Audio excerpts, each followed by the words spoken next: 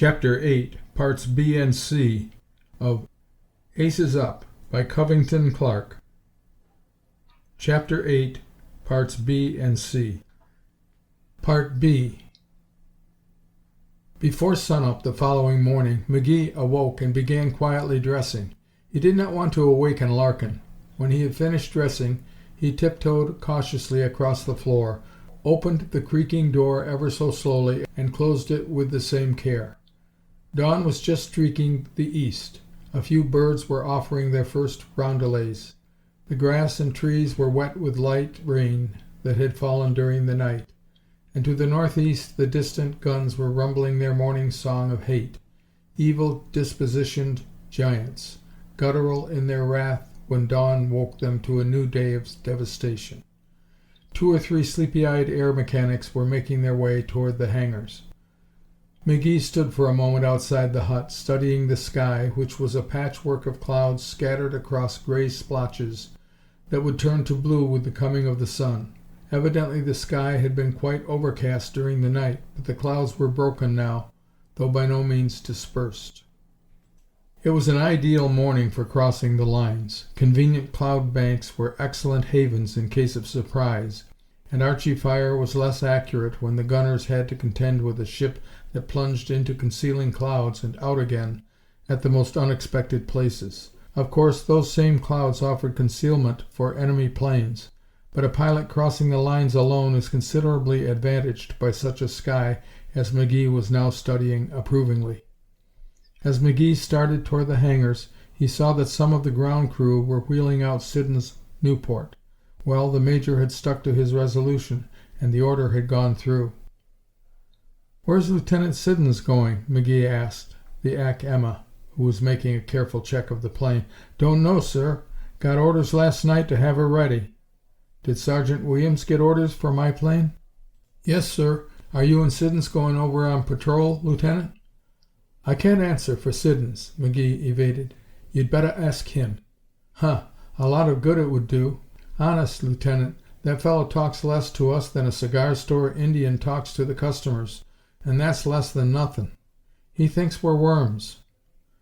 McGee was about to offer his sympathies when another crew, under Sergeant Williams, came rolling the Camel out to the line. McGee began checking it over with the same minute care which had doubtless gone a long way toward making him an ace. He left inspection to no man. His air mechanic, knowing this, was equally careful in his work. This diminutive lieutenant was as mild as an April morning, so long as all was well. But when something went wrong, he could say more than a 6-foot major general. "All set, Sergeant?" McGee asked, finishing his inspection. "All set, sir. I just put a new valve in that wind-driven gas pump. The guy that invented that trick should have been tapped for the simples. Why don't you hang this thing on a church steeple, Lieutenant, and get one of those spads?"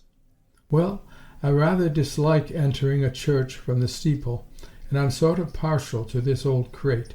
She's tricky on the ground, but I'm used to her ways, and she's a Lulu upstairs." He swung into the cockpit, and the sergeant stood at the prop. "Switch off?"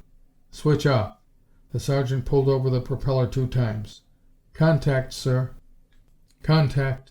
The motor caught, and after it had idled a few minutes, McGee began revving it up. Just then he noticed Siddons come from around the corner of the hangar, carrying what appeared to be a canvas-covered pillow. Seeing McGee's plane on the line, he stopped in surprise, then proceeded to his plane, where he fitted the pillow into the seat, patting it in place as a woman pats a divan pillow. Then he came across to the side of McGee's plane. "Did you get orders too?" he shouted. McGee cut the gun. "No," he answered truthfully. Satisfied that this would not end the questioning, he added, "The Emma has made some repairs. I'm going to give her a test." "Oh, I see. Thought maybe I was going to have the pleasure of your company and your help. Nice morning for my little jaunt, isn't it?" "Bully." McGee looked at him closely to discover any hint of fear. It simply wasn't there, and Red was forced to the mental admission that he had never seen such a cool, confident manner displayed by any pilot going over for the first time. "Good luck," he called, and again began revving his motor.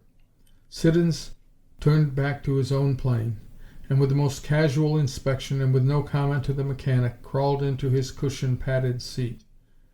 McGee, satisfied with the sound of his own motor, nodded to the wing boys to remove the chocks, and taxied to a quick takeoff. At 200 or 300 feet he turned, came back across the Drôme, and headed in the general direction of Paris, climbing steadily and maintaining the direction until to the watching ground crew he had become lost to view. Then McGee swung north and began working back eastward. He passed to the west of La Ferte, and having gained an altitude of 15,000 feet, headed directly for the front, intending to cross the line to the north of Belleau and proceed toward Fère-en-Tardenois. Then, if fortune favored him, he could decide upon a deeper thrust into enemy territory. The cloud strata was exceptionally deep and yet ragged enough to provide frequent glimpses at the world below. The one great danger lay in the fact that he might any minute come unexpectedly upon a German pursuit group. It was probable, however, that on such a morning they would be operating at a lesser altitude. The trenches, as he crossed the line, were only faintly discernible, the detail obscured by the blue ground haze so common to the eyes of the pilot operating at high altitudes. But the strip of barren land on each side of the trenches gave visible evidence of the grimness of the struggle far below, and here and there along the line miniature geysers spouted fan-shaped eruptions of earth with a grotesque, unexpected suddenness. Then a second later a new pockmark on the face of an already over-tortured earth showed where the shell had exploded. It was fascinating to watch, nerve-wracking and ear-splitting as it must be to the mud-splashed creatures in the trenches below. From on high the land within the neighborhood of the zigzag trenches took on the appearance of a pot of boiling mush, here a crater, there a crater, springing into being with an amazing suddenness that lured the observer into the game of guessing when the next crater would appear. McGee was engaged in exactly such mental speculation when he was brought to the realization of his own nearness to war by the plane-rocking explosion of a well-placed Archie. Then two other giant black roses bloomed directly in his path. Now he was presented with his own guessing game. Where would the next one be? He swerved sharply left and dived toward a neighboring cloud. A cloud, while seeming from below to have both form and substance, is in reality but little different from a dense ground fog. It is enveloping, misty, eerie, and cuts off all visible contact with the world. If it covers a large air area, then the pilot may face some nice problems in correct and stable navigation. But if it is only a patch, he drives straight along his course, knowing that he will plunge out into the sunlight with the same suddenness with which he left it. Clouds are particularly welcome when Archie gunners begin to plaster the air with high explosive shells. As McGee came out of this cloud, his attention was drawn to a number of black bursts some 3,000 feet below, but which clustered around a lone Nieuport flying at a 45-degree angle to the line of flight which McGee was pursuing. That Archie crew knew their business, and McGee thought they appeared uncomfortably near the Nieuport. Then, as he watched, the Nieuport did a strange thing. Instead of making a sudden change in direction or a quick dive, either of which would compel the gunner to make another quick calculation in his range, it merely rolled once, then dipped twice, and proceeded on its way. The Archie fire ceased as suddenly as it had commenced. McGee streaked across another open patch of sky and entered another cloud. Coming out of this one, he again spotted the lone Nieuport and corrected his own line to correspond with that of the lone flyer below. Now, studying it more closely, and with more time, he felt sure that it was Siddons' plane. One thing certain, the red, white, and blue cockades established it as an American-manned plane. And who, save a novice, McGee reasoned, would roll and make a slight dip to escape Archie fire? That particular battery must have been too convulsed by laughter to continue their fire. Had that stupid pilot, whoever he was, forgotten what he had been told concerning Archie fire? With the same surprising suddenness with which Archies always proclaim their presence, 3 more black puffballs inked the air directly ahead of the Nieuport. They were off the mark, but they furnished data for other guns, which began filling the air. Evidently the gunners had not yet seen McGee, who was much higher and considerably behind the Nieuport, for they were concentrating on that plane. To McGee's surprise, the Nieuport again rolled, then dipped twice, and the guns below immediately ceased firing. McGee decided it was time to seek the seclusion of a nearby cloud and, while driving through it, do a little thinking. What he had just witnessed was enough to make any experienced pilot think. Someone, flying a Nieuport, had a most novel way of treating with anti-aircraft gunners. He merely rolled over, straightened out, dipped twice, and the guns promptly left off their quarreling. No one could be stupid enough to reason that such maneuver would discomfit the gunners, and yet in this case the effect was more efficacious than any maneuver yet invented. McGee smiled at the stupidity of the thought. It was effective only because it was a signal prearranged and understood by the anti-aircraft gunners. The pilot of that Nieuport was in communication with the enemy, and McGee believed that man to be Siddons. It all came to him in a flash. Who, better than Siddons, could have supplied the enemy with the information that brought them over to bomb the Green Squadron when they were stationed near Is-sur-Tille? Someone supplied it, for Cowan had found in the pocket of that German flyer whom he, McGee, had brought down, an order disclosing the very fact that the raid had been planned on intelligence reports. And where had Siddons gone that day after landing at Vitry? On the slenderest excuse?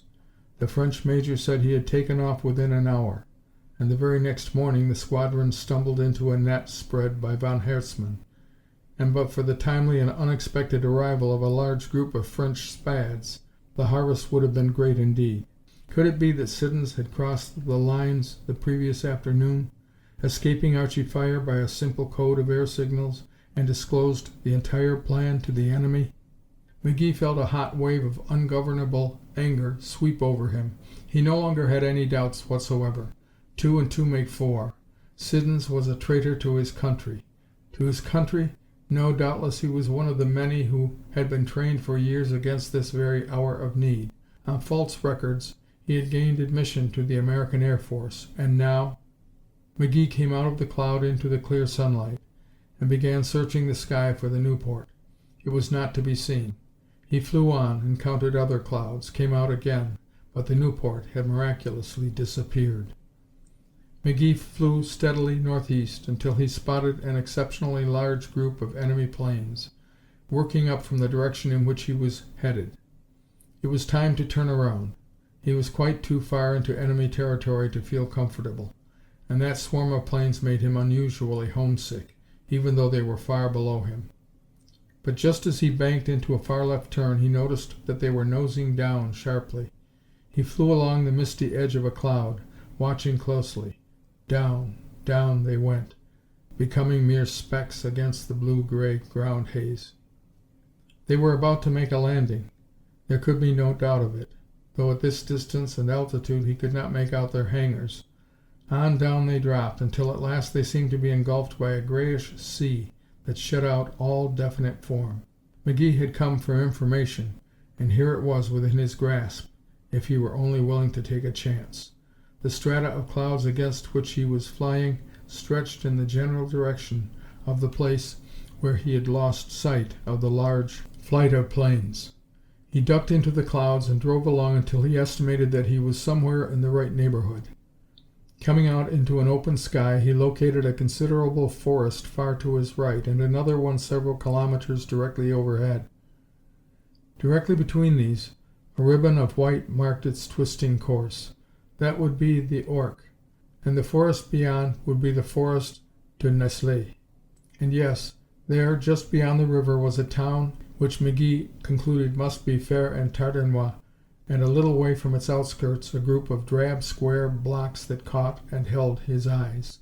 Too much ground haze to make them out. Well, a chance is a chance, he reasoned, as over went the camel's nose in a long dive. Twice he checked the dive, only to dive again. He hated to give up altitude, but he was determined to get a look. After the third dive, and the loss of several thousand feet, he made out the drab-colored canvas hangars of a German drome. and poised on the open field was a veritable swarm of little moths, appearing to be drying their wings in the sun. 3 of them began racing along the ground and bounded into the air. At the same minute an Archie battery opened from the town. The burst was wide of McGee's plane, but there was no mistaking their sincerity, nor the fact that those 3 harmless-appearing moths below were climbing to the attack. Red gave his camel all he thought it could stand as he climbed for the protecting clouds. Information was of no value if sealed by a dead man's lips. He had learned far too much this morning to chance any fight with anyone that could possibly be avoided. The Archie fire continued until he had regained the clouds, and even then 2 or 3 more shells burst harmlessly somewhere ahead in the gray mist wall. He changed his direction sharply and roared along on a full throttle. His heart was racing with his motor. He felt convinced that the drome he had located was a new base for the squadron he had just seen. For were they not coming up from the interior? Doubtless he had stumbled onto a movement of some importance. Just how important he did not know, but G2 would be delighted with such information.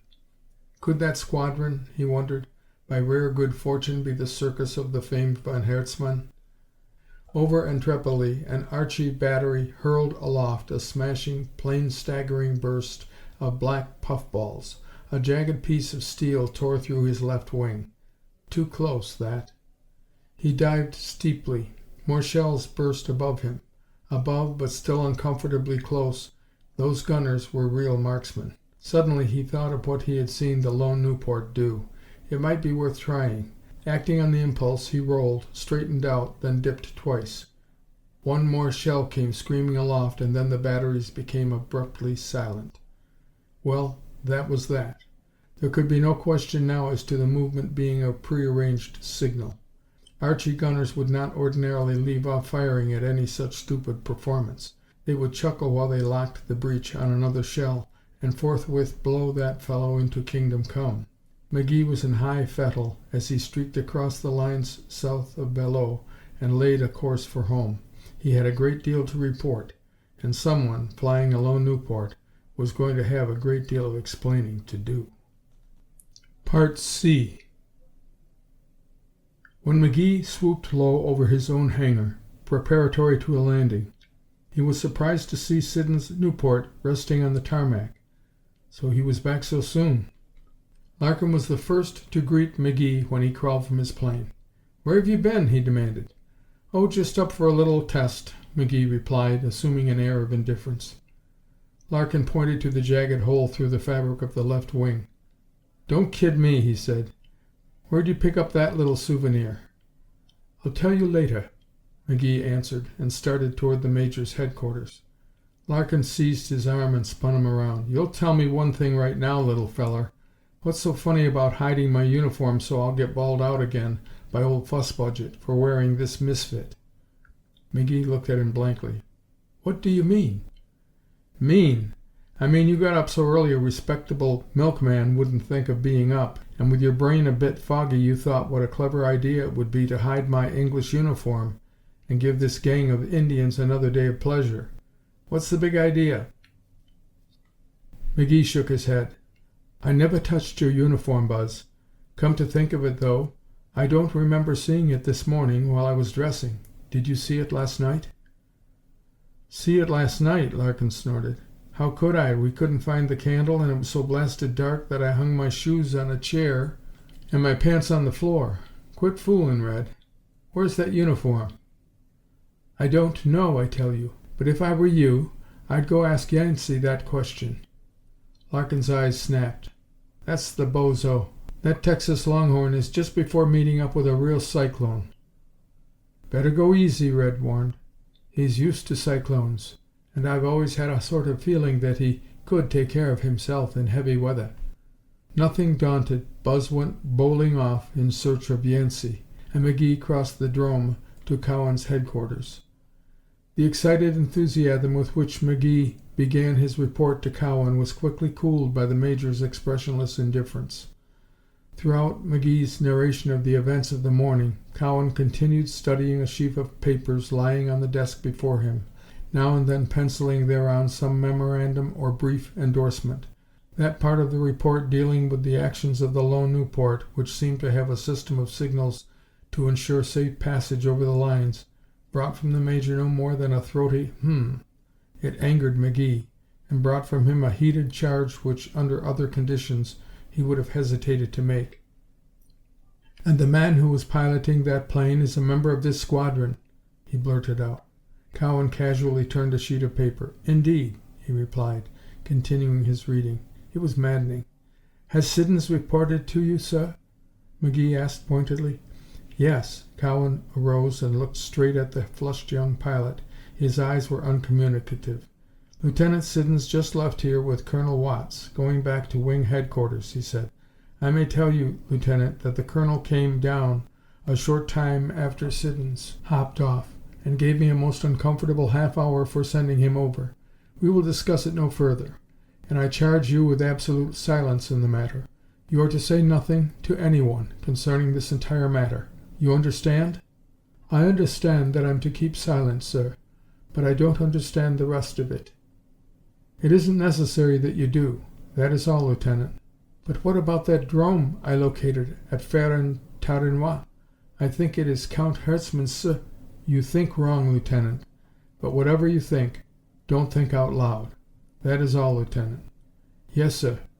And there are no orders for—" "Orders will be a little bit more secret in the future." Cowan's voice was crisp and carried a note of dismissal. "Yes, sir." McGee saluted stiffly, turned on his heel and walked from the room, steaming with anger. Outside the door he picked up a small stone from the newly graveled walk and hurled it singing through the top of a nearby poplar. He simply had to throw something. "You poor prune," he addressed himself. "You never did have enough sense to know when you were well off." End of Part C. End of Chapter 8.